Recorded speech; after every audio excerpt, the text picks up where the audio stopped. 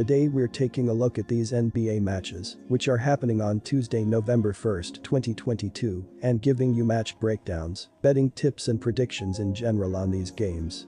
Welcome back to High Stakes, let's get straight into it. Also, don't forget to subscribe and push that notification bell to get notified as soon as we release these sport prediction videos, and if you would like more betting tips and predictions, then check out our Patreon in the link down below. Our new Patreon is a way for us to help you improve your chances of making more money.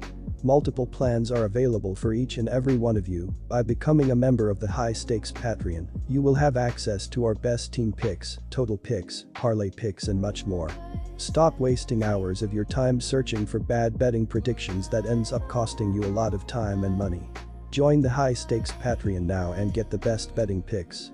Oklahoma City Thunder vs Orlando Magic. Orlando entered the season expected to be one of the worst teams in the NBA, and the Magic have done nothing to change that narrative thus far. They lost 5 straight games to open their campaign, with 3 of those setbacks coming by double digits. The Magic were able to pick up their first win of the year last Friday, beating Charlotte in a 113-93 final. They could not use that momentum to their advantage on Sunday, falling to Dallas by 9 points on the road. This will be Orlando's 4th road game in a 5-game stretch, so fatigue will be something to keep an eye on. Oklahoma City got off to a rough start this season, losing 3 straight games. The Thunder were hoping to take a big step forward this year after drafting Chet Holmgren with the 2nd pick in the draft, but he suffered a Lisfranc injury to his right foot that required season-ending surgery before his career even began. They have been able to string together an improbable 3-game winning streak without Holmgren on the court, though. Oklahoma City picked up a win over the Clippers last Tuesday, despite shooting just 4 of 30 from beyond the arc. It continued with another home win over the Clippers last Thursday, despite not attempting a free throw until the 4th quarter.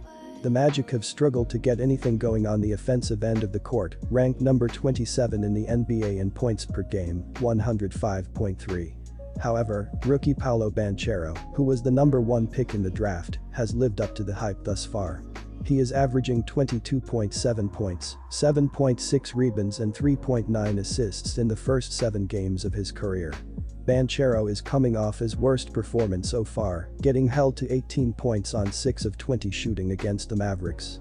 Orlando has been without Jalen Suggs, ankle, in its last 5 games, while point guard Cole Anthony has missed the last 2. Anthony is expected to be out until at least November 5, while Suggs is a game-time decision on Tuesday. Power forward Wendell Carter Jr. has played a key role thus far, averaging 14.1 points and 9.3 rebounds. Oklahoma City is a rightful home favorite on Tuesday night. Momentum plays a bigger role in basketball than any other sport, and it certainly carries over from game to game. The Thunder are riding a wave of momentum where they feel unbeatable right now, overcoming long odds on multiple occasions. Orlando is feeling the opposite heading into this contest, as it has only been able to pick up 1 victory this season. The Thunder have the best player on the court in Gilgeous-Alexander, which is going to be the difference on Tuesday. Orlando has only covered the spread once in its last 7 games against the Thunder, and the Magic are winless in their last 9 road games. Take the Oklahoma City -3 points. Both of these teams are extremely poor perimeter shooting teams. Both are in the bottom 10 in shooting percentage overall and in the bottom 5 in 3PT shooting. Not only does Orlando shoot the ball poorly, they turn the ball over frequently. As a result, don't expect the Magic to put up a score in the high 110s.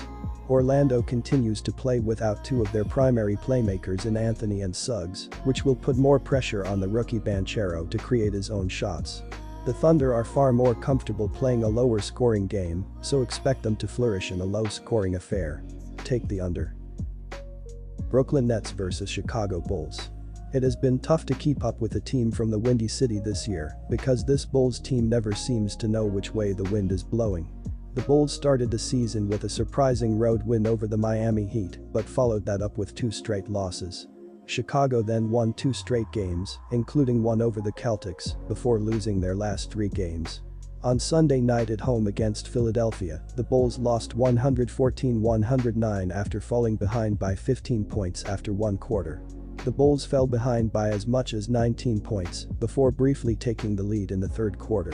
Ultimately, however, the Sixers would bounce back and beat the Bulls for the 12th straight time. Dimir Derezin led the way 24 points, while center Nikola Vucevic had 23 points and 19 rebounds, including 5 three-pointers. The Brooklyn Nets followed up one of the most tumultuous off-seasons in recent memory with a terrible start to the regular season. Despite the eventual returns of All-Stars Kevin Durant and Kyrie Irving, who were both rumored to be moved this summer, the Nets have stumbled out of the gates. The Bulls' inconsistency can definitely be traced to the team's health report. All-star forward Zach LaVine has already missed 3 of the team's first 7 games as he continues to recover from off-season knee surgery. Speaking of knee issues, starting guard Lonzo Ball has yet to play a game this season as he continues to recover from knee surgery. The Bulls are shooting just 45% from the field thus far and are averaging just over 112 points per game. This is a fairly evenly matched game featuring 2 underachieving teams. The Nets have struggled on the defensive end, 30th in the league in points allowed. The Bulls have struggled on the offensive end with a 23% field goal percentage overall and a propensity to turn the ball over, ranking just 23rd in assist to turnover ratio. Both teams are poor rebounding teams and both are terrible at defending the 3PT shot, bottom 3 in the league. This is the area in which the Bulls should make some hay in this matchup.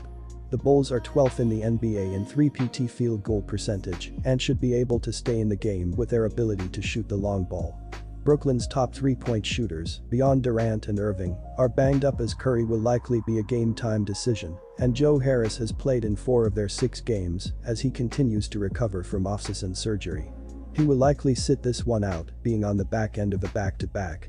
With that in mind, the Bulls will force both Durant and Irving to give the ball up and make other players beat them. With that in mind, I like the Bulls to stay within range until the final minutes. Take the Bulls with the points.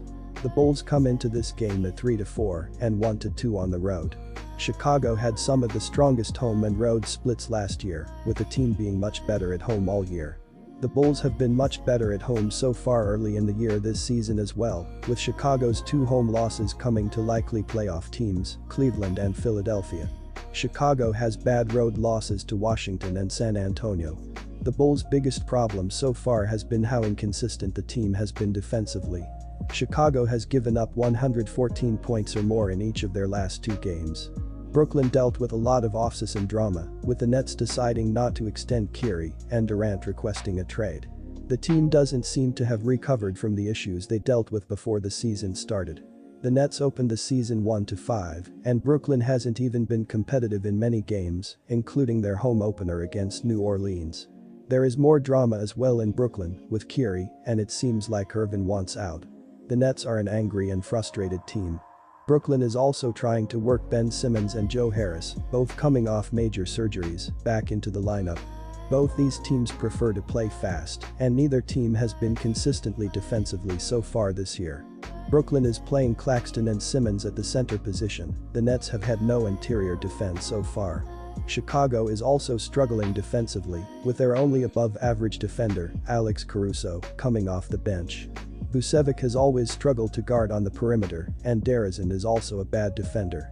Kyrie and Durant are still scoring despite the issues the team is dealing with, but the Nets have struggled to defend, giving up 130 points in their home opener and 125 points in a bad loss to an Indiana team that is one of the worst teams in the NBA.